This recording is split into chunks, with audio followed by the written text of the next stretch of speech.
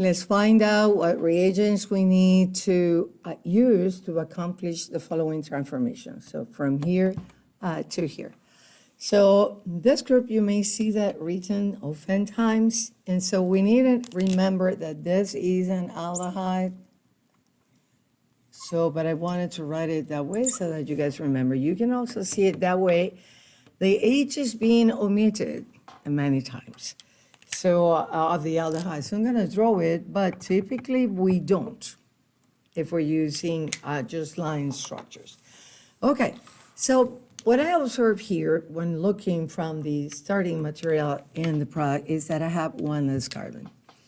And so to have an aldehyde here and remove one carbon, I can do ozonolysis of an alkene. So what alkene would I need to have? So I need to have something like that so that when I do the ozonolysis, thinking backwards, right? We're doing the opposite direction. So to go from here to here, I need to do ozonolysis, say dimethyl sulfide. Okay, so I have that one, this carbon. That ozonolysis reaction will produce the aldehyde plus that aldehyde plus another aldehyde, which is formaldehyde. But that's just one of the products. And here you can see this region also like that. All right, so once I have that, I need to figure out how to go from here to here. So clearly I need to perform an elimination. But now we need to remember that OH is a bad leaving group. Let's remember that OH is the conjugate base of water, and water is a weak acid. So let's remember just pKa is here. Water, OH is a conjugate base here. pKa of water is 15.7, so weak acid. And so that makes OH a bad leaving group, so we need to make it a better leaving group so that we're able to perform an elimination. Also, I need to perform an elimination over to that side that needs to be Hoffman. So how do I do that? Thinking backwards, how do I do this and have something here? Let's say leaving group.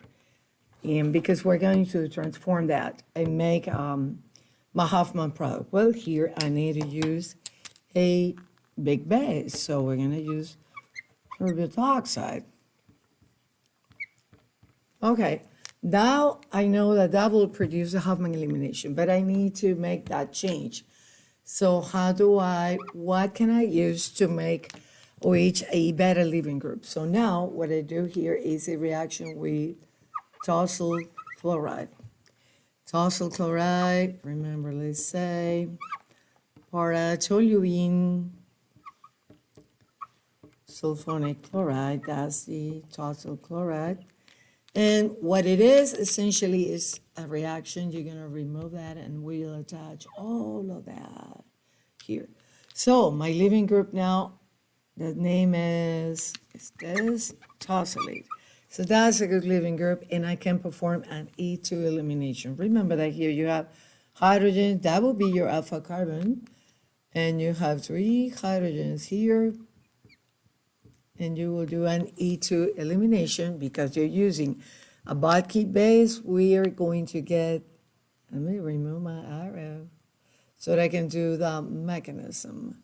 So here, base is getting the product, you get in a double bond where you want it, and leaving group the parts. So I'm putting back my arrow here. So from here to here, I'm favoring the Hoffman product. If I didn't do that, if I use methoxide or ethoxide, I am going to get a different alkene, which is not what we want. So if we had used ethoxide or methoxide, you're going to favor the, I'm going to have to rewrite on top. So you're going to get the size of product, which is now to that size. And that's not what I want, because if I did that, notice that thinking backwards, when you propose a synthesis, you want to double check if that works or not. Let's say that I have proposed using ethoxide or methoxide. Then my alkene would be this.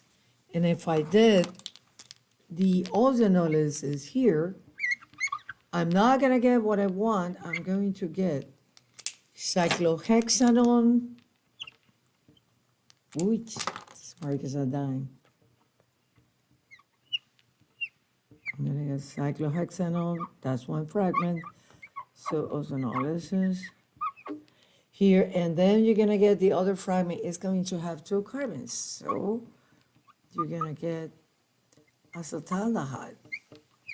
And that's not what I need. I need to make cyclohexanecarbaldehyde. And of course, you'll be making that. So, but what was our analysis? Again, noticing that I have 1 less carbon, so I need an aldehyde. The aldehyde can come from the ozonolysis of an alkene. I need this specific alkene, not another alkene. And to make that from this, I needed an elimination favoring the Huffman products. So I needed to have a better leaving group here. I know that I needed to do a bulky base, but that leaving group will not work. So my first step is then making these react with tolusyl chloride. My second step is using potassium terbutoxide. And my third step is ozonolysis. And here I have the product that I need.